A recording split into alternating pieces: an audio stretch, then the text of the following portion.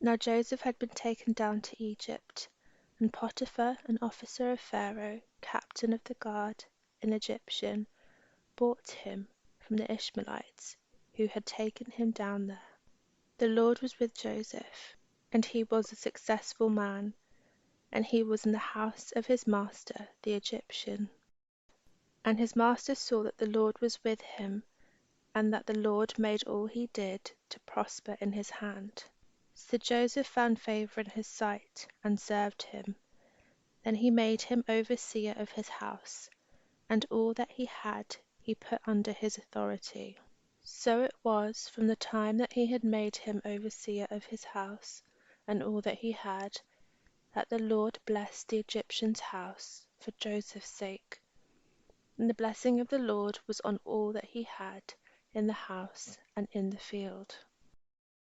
Thus he left all that he had in Joseph's hand, and he did not know what he had except for the bread which he ate.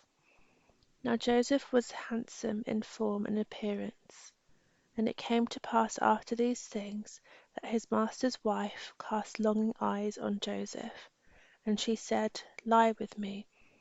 But he refused, and said to his master's wife, Look, my master does not know what is with me in the house, and he has committed all that he has to my hand. There is no one greater in this house than I, nor has he kept back anything from me but you, because you were his wife. How then can I do this great wickedness and sin against God? So it was, and she spoke to Joseph day by day, that he did not heed her, to lie with her, or to be with her. But it happened about this time, when Joseph went into the house to do his work, and none of the men of the house were inside, that she caught him by his garment, saying, Lie with me. But he left his garment in her hand, and fled and ran outside. And so it was, when she saw that he had left his garment in her hand and fled outside, that she called the men of her house and spoke to them, saying, See, he has brought in to us a Hebrew to mock us. He came in to me to lie with me, and I cried out with a loud voice. And it happened, when he heard that I lifted my voice and cried out, that he left his garment with me, and fled and went outside. So she kept his garment with her until his master came home. Then she spoke to him with words like these, saying, The Hebrew servant who you brought to us came in to me to mock me. So it happened, as I lifted my voice and cried out, that he left his garment with me and fled outside. So it was, when his master heard the words which his wife spoke to him, saying, Your servant did to me after this manner, that his anger was aroused. And Joseph's master took him and put him in the prison, a place where the king's prisoners were confined, and he was there in the prison. But the Lord was with Joseph and showed him mercy, and he gave him favour in the sight of the keeper of the prison. And the keeper of the prison committed to Joseph's hand all the prisoners who were in the prison. Whatever they did there, it was his doing. The keeper of the prison did not look into anything that was under Joseph's authority, because the Lord was with him, and whatever he did, the Lord made it prosper. It came to pass after these things, that the butler and the baker of the king of Egypt offended their lord, the king of Egypt. And Pharaoh was angry with his 2 officers, the chief butler and the chief baker. So he put them in custody in the house of the captain of the guard, in the prison, the place where Joseph was confined. And the captain of the guard charged Joseph with them, and he served them. So they were in custody for a while. Then the butler and the baker of the king of Egypt, who were confined in the prison, had a dream, both of them, each man's dream in one night, and each man's dream with its own interpretation. And Joseph came into them in the morning, and looked at them, and saw that they were sad. So he asked Pharaoh's officers, who were with him in the custody of his lord's house, saying, Why do you look so sad today? And they said to him, We each have had a dream, and there is no interpreter of it. So Joseph said to them, Do not interpretations belong to God? Tell me them, please. Then the chief butler told his dream to Joseph, and said to him, Behold, in my dream a vine was before me, and in the vine were 3 branches. It was as though it budded. Its blossoms shot forth, and its clusters brought forth ripe grapes. Then Pharaoh's cup was in my hand, and I took the grapes and pressed them into Pharaoh's cup, and placed the cup in Pharaoh's hand. And Joseph said to him, This is the interpretation of it. The 3 branches are 3 days. Now within 3 days Pharaoh will lift up your head and restore you to your place. And you will put Pharaoh's cup in his hand according to the former manner, when you were his butler. But remember me when it is well with you, and please show kindness to me. Make mention of me to Pharaoh, and get me out of this house. For indeed I was stolen away from the land of the Hebrews, and also I have done nothing here that they should put me into the dungeon. When the chief baker saw that the interpretation was good, he said to Joseph, I also was in my dream, and there were 3 white baskets on my head. In the uppermost basket were all kinds of baked goods for Pharaoh, and the birds ate them out of the basket on my head. So Joseph answered and said, This is the interpretation of it. The 3 baskets are 3 days. Within 3 days Pharaoh will lift off your head from you and hang you on a tree, and the birds will eat your flesh from you. Now it came to pass on the 3rd day, which was Pharaoh's birthday, that he made a feast for all his servants. And he lifted up the head of the chief butler and of the chief baker among his servants. Then he restored the chief butler to his butlership again, and he placed the cup in Pharaoh's hand. But he hanged the chief baker, as Joseph had interpreted to them. Yet the chief butler did not remember Joseph, but forgot him. Then it came to pass at the end of 2 full years that Pharaoh had a dream, and behold, he stood by the river. Suddenly there came out of the river 7 cows, fine looking and fat, and they fed in the meadow.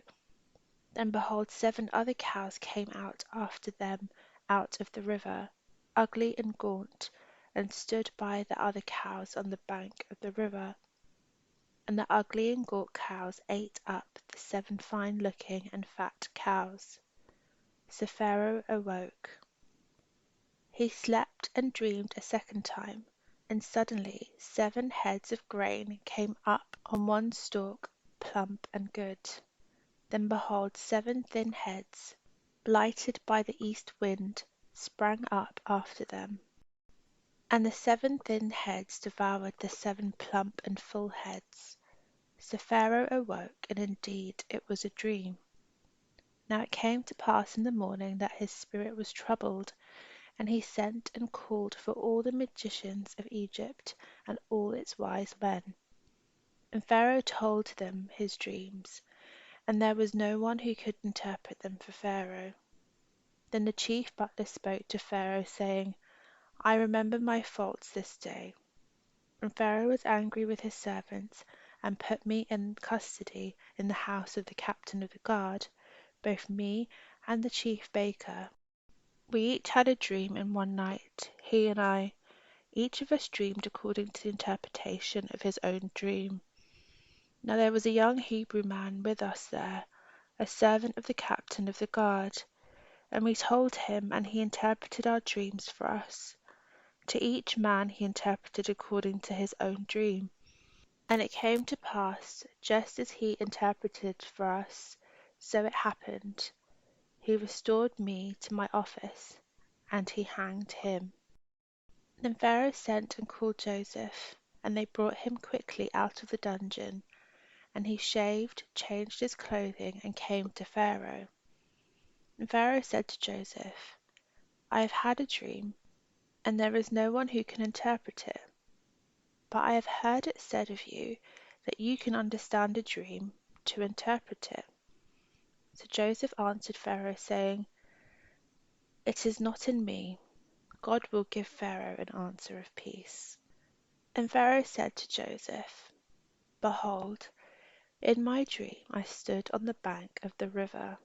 Suddenly 7 cows came out of the river, fine looking and fat, and they fed in the meadow. Then behold, 7 other cows came out after them, poor and very ugly and gaunt, such ugliness as I have never seen in all the land of Egypt. And the gaunt and the ugly cows ate up the first 7, the fat cows.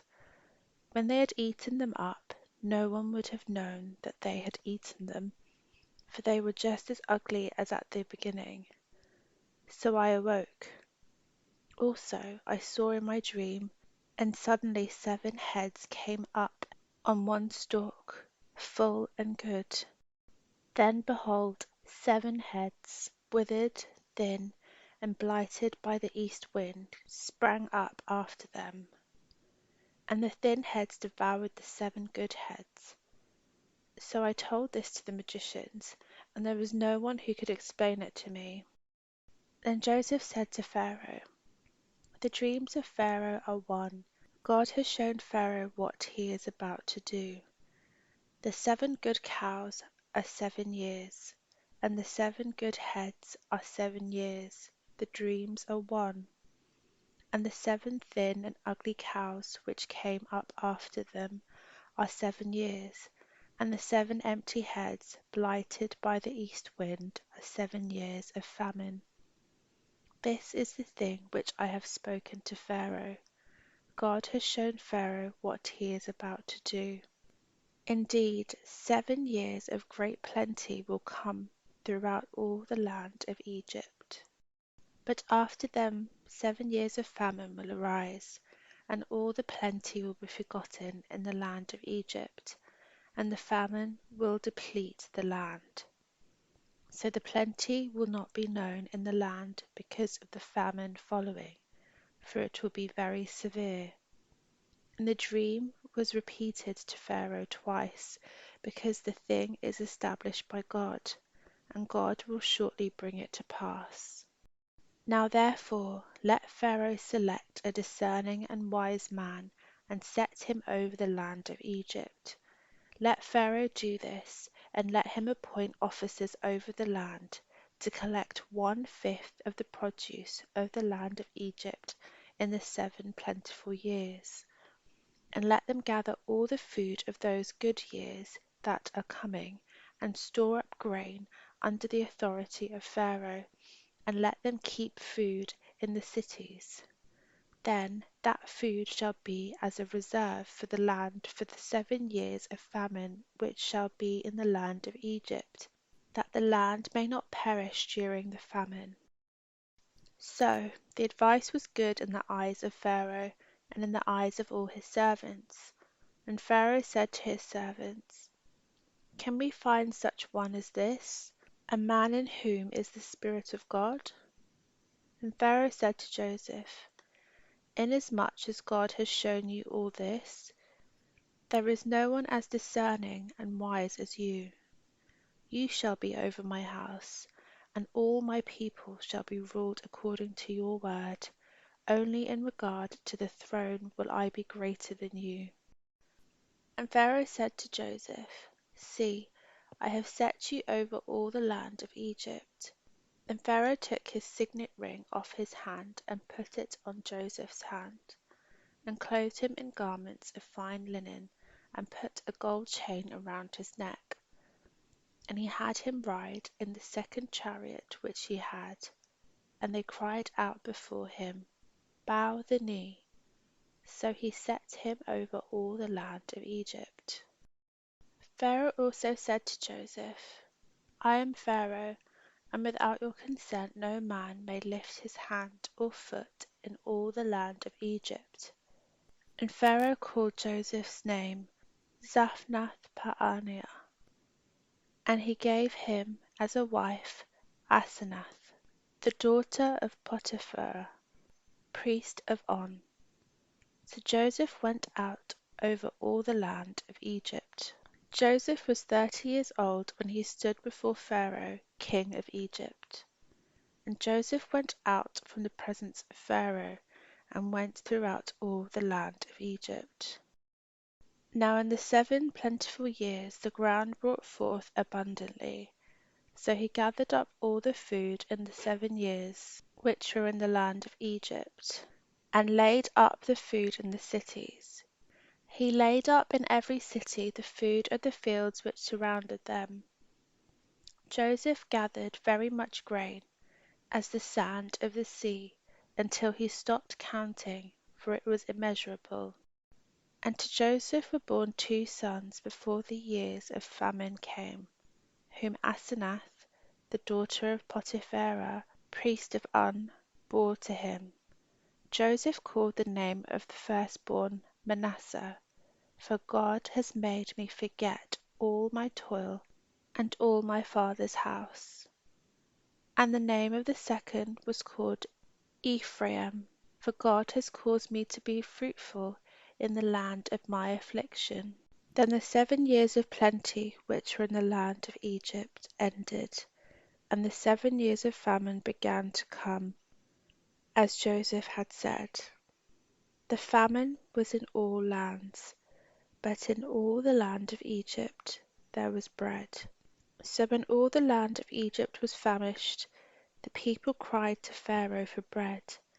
Then Pharaoh said to all the Egyptians, "Go to Joseph.